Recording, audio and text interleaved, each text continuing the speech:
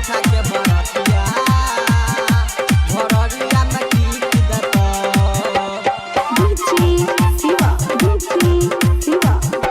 सब बैठा के बरतिया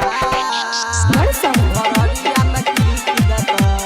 रिमझिम रिकॉर्डिंग स्टूडियो सिमरी बख्तियारपुर। होठ में लाली कान में बाली होठ में लाली कान में बाली केस में नरी बन क्लिक दता हे गए सब बैठा के बरतिया भोररिया में कीक दता सब बैठा के बरतिया भोररिया में कीक दता सब बैठा के बरतिया भोररिया में कीक दता डीजे शिवा सब बैठा के बरतिया भोररिया में कीक दता रिमझिम रिकॉर्डिंग स्टूडियो सिमरी बख्तियारपुर। जन जय भीवन पतर की जय तो सब साथ गे जय तो सब साथ गे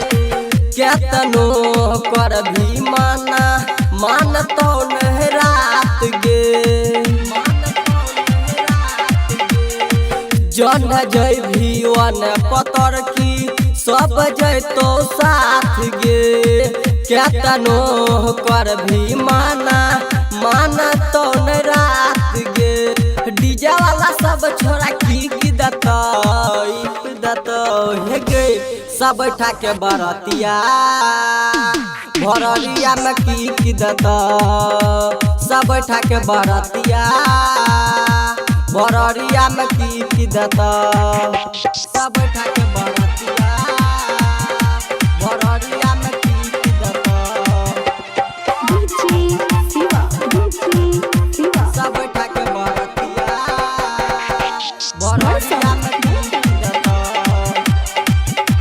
रिमझिम रिकॉर्डिंग स्टूडियो सिमरी बख्तियारपुर। झटपट करने पतर की ले तो बेरी बेरी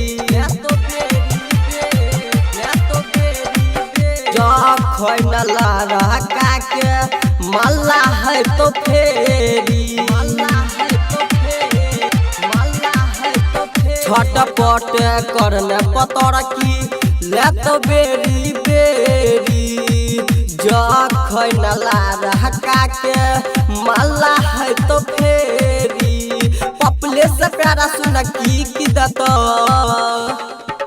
हे गए सब बैठा के बरतिया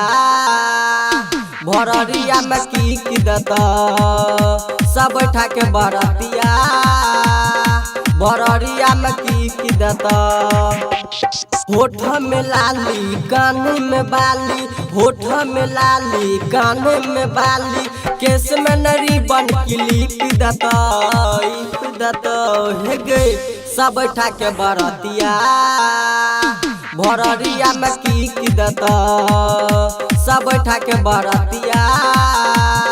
भोररिया में कीक दता रिमझिम रिकॉर्डिंग स्टूडियो सिमरी बख्तियारपुर।